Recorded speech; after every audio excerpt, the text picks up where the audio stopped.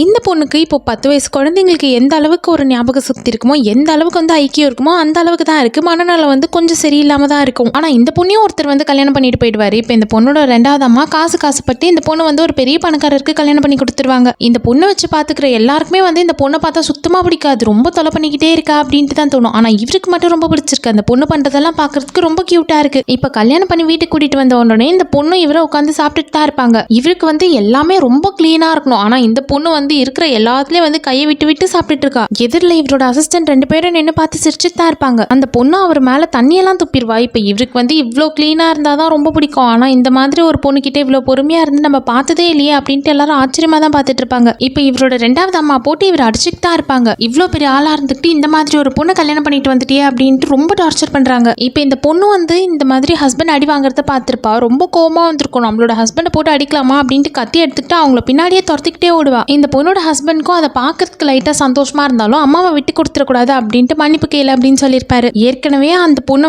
அவங்களுக்கு சுத்தமாக பிடிக்கல. இதில் வேற துரத்திக்கிட்டு வேற வந்துட்டாலா இன்னும் பிடிக்கவே மாட்டேங்குது. அதனால போட்டு திட்டிக்கிட்டே இருப்பாங்க. இப்போ இந்த பொண்ணு காஃபி போட்டு எடுத்துட்டு வந்திருப்பா. அதை இப்படி தட்டி விட்ட உடனே அது போயிட்டு அவரோட காலில் தான் விழுந்துரும். சூடான காஃபி காலில் விழுந்துருச்சு, ஏதாச்சும் ஆயிருக்குமோ அப்படின்ட்டு அந்த பொண்ணு செக் பண்ண பார்க்கலான்ட்டு போனா அவரோட கால்லாம் பேரலைஸ் ஆகியிருக்கு. அதெல்லாம் ஒன்றும் அவருக்கு ஃபீல் ஆகாது அப்படின்னு தான் சொல்லியிருப்பாங்க. சரின்னு இந்த பொண்ணு இவங்களுக்கு காஃபி எடுத்துட்டு வந்து கொடுப்பா. அவங்க அந்த காஃபியை வாங்கிட்டு துப்பிட்டு அந்த காஃபி நீ தான் குடிக்கணும் அப்படின்ட்டு மறுபடியும் அந்த பொண்ணுகிட்டே எடுத்து கொடுப்பாங்க. இப்போ இந்த பொண்ணுக்கோ அந்த காஃபி எடுத்து அவங்களோட வாயிலேயே சுட சுட ஊத்திட்டு போயிடுவா. இப்போ இதெல்லாம் பார்க்குறப்போ இவருக்கு ஒரு டவுட் வருது. மனநலம் சரியில்லாத பொண்ணா இருந்தா இந்த அளவுக்குலாம் பண்ண முடியாது, இந்த அளவுக்கு பழிலாம் வாங்க முடியாது. இவ என்னமோ மனநலம் சரியில்லாத மாதிரி நடிக்கிற மாதிரி தான் இருக்கு அப்படின்ட்டு சந்தேகம் வரும். அதனால அவரோட அசிஸ்டன்ட் கிட்ட இவளுக்கே தெரியாம டெஸ்ட் எடுங்க, ஃபாலோ பண்ணுங்க அப்படின்னு சொல்லியிருப்பாரு. டெஸ்ட் பண்ணி பார்த்ததுக்கு அப்புறமா தான் தெரிய வரும். இப்போ இந்த பொண்ணுக்கு எந்த பிரச்சனையும் இல்லை, ரொம்ப நல்லாவே தான் இருக்கா. இப்போ இந்த பொண்ணுக்கு அப்பா அம்மா யாரும் கிடையாது, 2வது அம்மா மட்டும் தான் இருக்காங்க. ஆனா இந்த பொண்ணோட பேர்ல நிறைய சொத்து இருக்கு. சொத்துக்கு ஆசைப்பட்டு நம்மள ஏதாச்சும் பண்ணிட போறாங்க, இல்லைன்னா சொத்துக்கு ஆசைப்பட்டே நம்ம கூட இருக்க போறாங்க அப்படின்றதுனாலே இந்த பொண்ணு மனநலம் சரியில்லாத மாதிரி நடிச்சுட்டு தான் இருப்பா. இப்ப சொத்தெல்லாம் இவளோட பேர்ல இருக்கு. நம்ம நார்மலா இருக்க மாதிரி நடிச்சோம் அப்படின்னா சொத்தெல்லாம் அவங்களோட பேர்ல எழுதி வாங்கிட்டு நம்மள கொன்னாலும் கொண்டுடுவாங்க. அதனால இந்த மாதிரி நடிப்போம் அப்படின்ட்டு தான் நடிச்சிட்டு இருப்பா. ஏன்னா இந்த மாதிரி இருக்கிற பொண்ணுங்க கையெழுத்து போட்டு கொடுத்தாலும்